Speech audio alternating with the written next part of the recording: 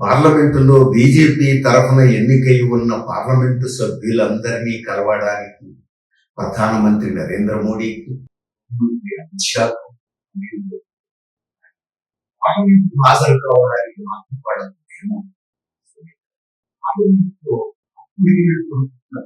ఒక సమస్య 20 లక్షల కుటుంబాలను విజయవంతం చేసినటువంటి నీట్ పరీక్షా పత్రం సమస్య, దానికి జవాబుదారీగా ఉండడానికి సంబంధించిన సమస్య, యువత మీద పోలీసు దాడికి ఆదేశించిన వారెవరో సమాధానం చెప్పాలనేటువంటి సమస్య, దానికి హోంమంత్రి జవాబు చెప్పాలంటే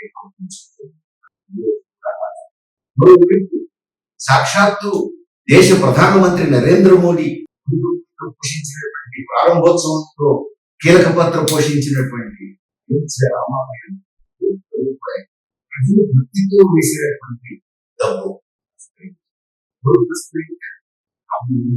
చెప్పిన వాడు, రామాలయం గురించి ప్రజలను గమనించిన వాడు తస్కరించారని వార్తలు దాని మీద విచారణ జరుగుతుంది. ఈ విషయంలో అధికారికంగా సమాధానం చెప్పాలి అని పార్లమెంటులో ప్రతిపక్షాలు నిలదీస్తున్నాయి. దీనికి సమాధానం చెప్పడానికి ప్రధాని నరేంద్ర మోడీ లేకపోతే దేశంలో అత్యున్నత చట్టసభ పార్లమెంటు సమావేశం అవుతుంది. రెండు కీలకమైనటువంటి సమస్యల మీద ప్రధానమంత్రి, హోంమంత్రి చట్టసభకు సమాధానం చెప్పాలని పార్లమెంటు సభ్యులు అడుగుతున్నారు. దేశ ప్రజలందరూ ముందు చూస్తున్నారు. వారిద్దరూ మాత్రం తప్పించుకుంటారు.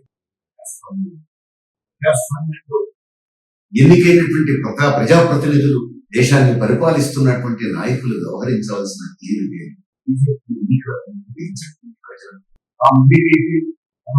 ప్రధానమంత్రికి, హోంమంత్రికి పార్లమెంటుకు హాజరు కాకుండా తప్పించుకు తిరుగుతారని ప్రజలకు చెప్పారా?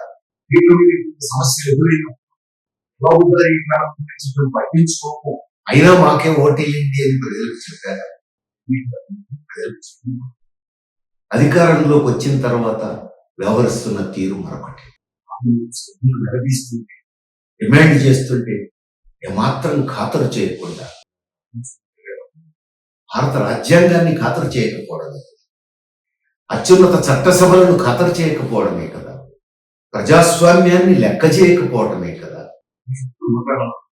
మంది ప్రజలు చూస్తున్నారు. బాధ్యతారహితంగా, బేఖాతరుగా వ్యవహరిస్తున్నారు.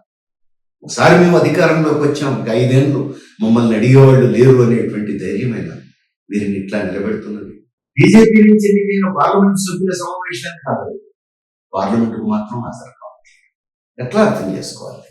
ఈ రెండు వాళ్ళ విశ్వాసం సంస్థే కావాలి. తస్కరిస్తే, ప్రజలు చెల్లించుకున్నటువంటి ముడుపులను తస్కరిస్తే అది సమస్య కాదా? 20 లక్షల కుటుంబాల నుంచి పిల్లలు తమ జీవితాలను పణంగా పెట్టే పరిస్థితి తెస్తే ఇది సమస్య కాదా? చర్చిస్తారు. వీటి పట్ల జవాబుదారీతనం ప్రభుత్వానికి కాకపోతే ఎవరికి ఉండాలి? సాక్షాత్తు ప్రధానమంత్రి, హోంమంత్రి ఇట్లా తప్పించుకు తిరిగితే ఇక ప్రభుత్వంలో మిగతా మంత్రులు ఈ రాజ్యాంగాన్ని ఖాతరు చేస్తారా? ఈ దేశంలో ప్రజాస్వామ్యాన్ని ఖాతరు చేస్తారా? ప్రజల మనోభావాలను ఖాతరు చేస్తారా? ఎందుకు ఇంత బాధ్యత రహితంగా వ్యవహరిస్తున్నారు? ఇంకా ఒకే రోజు ఉంది పార్లమెంట్ సమావేశాలు. అయినా ఇంతటి బాధ్యత దేశ ప్రజలే ఆలోచించాలి. దీనికి పరిష్కారం